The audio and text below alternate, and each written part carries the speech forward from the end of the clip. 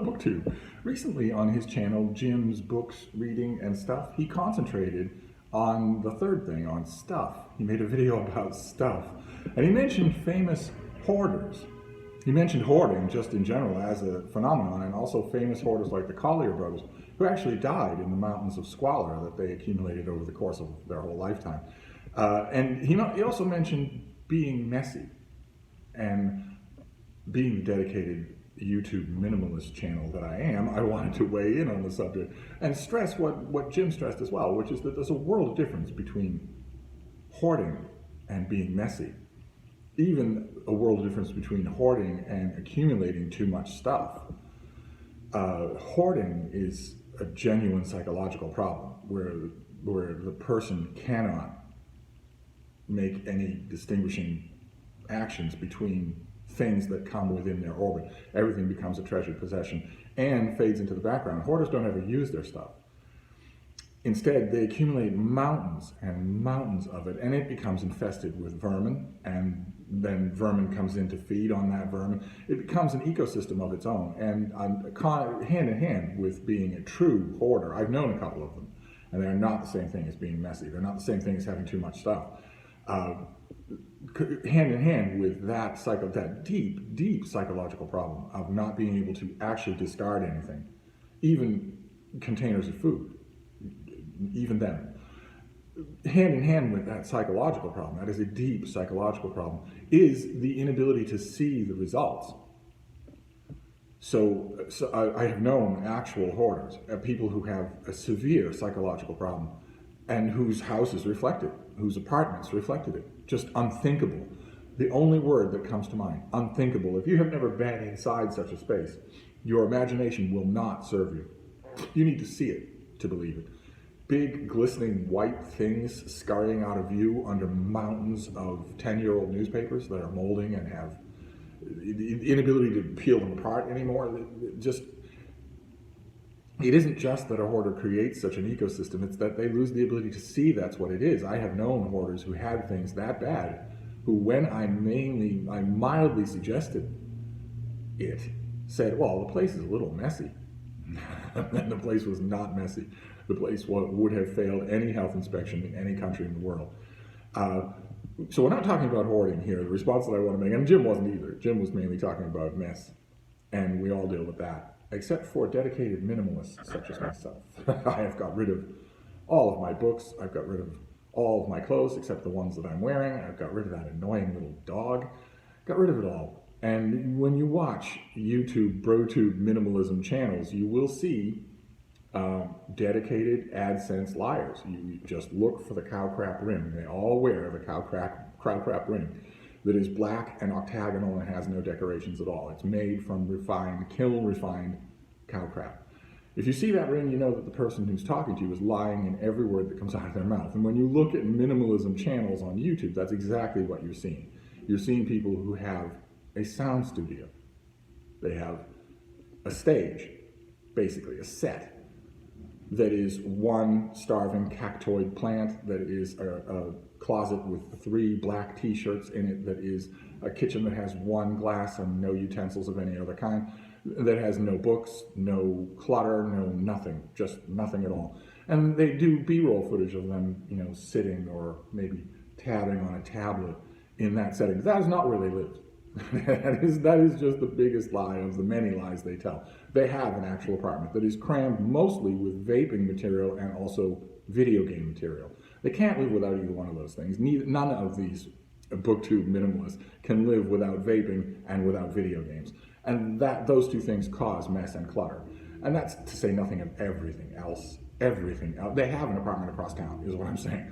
And the only reason they have a conspicuously uncluttered set for their YouTube videos is to make you feel they know what they're talking about and give them money, because they may be minimalists, but they're still parasites. One way or another, even a broke clock can be right twice a day, right? Even a blind pig can find truffles. And on those channels, there are occasionally what the BroTube channels refer to as life hacks, minimalism basics, that although they come from extremely questionable sources, if you are a 20-something young man and you put 50 pounds of product in your hair in order to make a video, but conspicuously when you take us on a tour of your bathroom, there's no product anywhere, well, then you're getting it from somewhere. Your hair isn't like that ordinarily. It isn't a fire hazard on its own.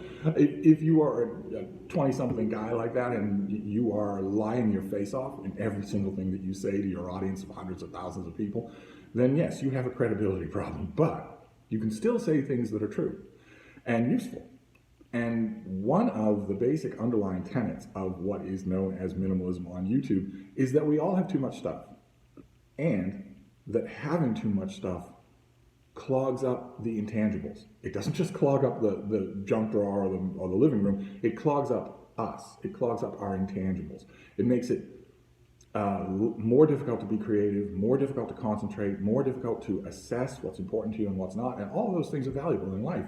The BroTube minimalists are right when they say that. So whether or not you buy into their soundstage routine, and certainly keeping well clear of the end of the spectrum that is hoarding, there are valuable life hacks that are often brought up on minimalism channels. I thought we'd go over some of them today. I've talked about them before because this is a well-known minimalism channel, but I thought we'd go over them again. One of them is the 20 rule, what minimalists refer to as the 20 rule. And it's worth thinking about. You don't have to be a minimalist. You don't have to even to try to embrace that lifestyle at all for this to do you a lot of good. And the 20-minute rule is look around you and identify the things that you haven't used in 20 weeks that you could replace for less than $20 in 20 minutes. The 20 rule. 20 weeks, $20, 20 minutes. You'll find, I think, that it's a large number of things. Now, we're not going to get totally unrealistic the way so many minimalist channels do. There are things you have in your possession that you do use just infrequently. So 20 weeks might not cut out as much as you might think. It isn't that you need to have things right ready to hand. I myself have spare technology in case the technology I'm using goes blink, or in case I feel like a change. So those things will sit, sometimes for 20 weeks or longer. 20 weeks is a long time. But that's one thing that you can think about. There's one thing that you can sort to try to apply. Just go to one, minimalism channels will often say, go to one little section. Doing a whole living space can be intimidating. Go to one little section and apply the 20 rule. 20 minutes, $20, 20 weeks. What things fail? Do a lot of things fail? And do some things fail egregiously? Do you have, I don't even know, concert programs that aren't in your journal that are just floating around? Do you have 2-year-old magazines that you know you're not going to read? You're never going to get a chance to read them. When you look at a pile of unread magazines, usually the foremost culprit when it comes to decluttering. The thing you want to say is not, I will eventually have an ocean of free time in which I'll go back and read that New Yorker from 2017. Instead, what you want to do when you look at that pile is twine it up and put it out with the recycling, and then tell yourself, not I will make time to read those old magazines, but I will make a new routine so that there are never any more old magazines that are unread. Better to do that than to have that stuff sitting around. Because it creates, like I mentioned, and like the BroTube channels sometimes mention, although they don't mention it nearly as much as giving them money for more black t-shirts, is that this stuff slows down the intangibles. We're not talking about clearing space here.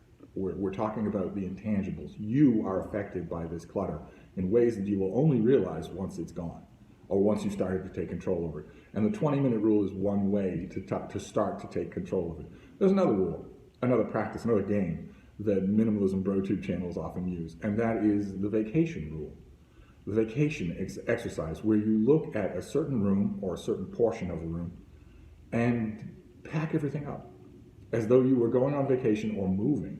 It's often called the moving rule as well, where everything has to be in boxes anyway, where it has to be just clean to the walls. So pack everything up in boxes for that room, or one whole room, and then sit and see how long it is before you actually need to open one of those boxes. It sounds a little draconian, but it is very useful. It is extremely useful in seeing what kinds of stuff you have around you that you don't need. Now, of course, a lot of you are book people, and you're not going to like doing this with books. And I agree. Books, minimalism channels themselves, they never read. They say they read on their tablet, but they actually never read at all. They play video games and they vape. But They often make an exception for books because they know that that's a red line in the sand, that even people who want to explore decluttering or even minimalism, decluttering is kind of a lower version of minimalism, that will draw a line at books. They will say absolutely not. But even books, we have seen on this channel many times that I have a through flow of books. I get plenty of them. I get as many as my arm will carry at the Brattle Bookshop, for instance. I get plenty of them in the mail, but I'm making sure to get rid of a lot of them as well. Now, you've seen on this channel that often leads to me wanting a book that I don't have.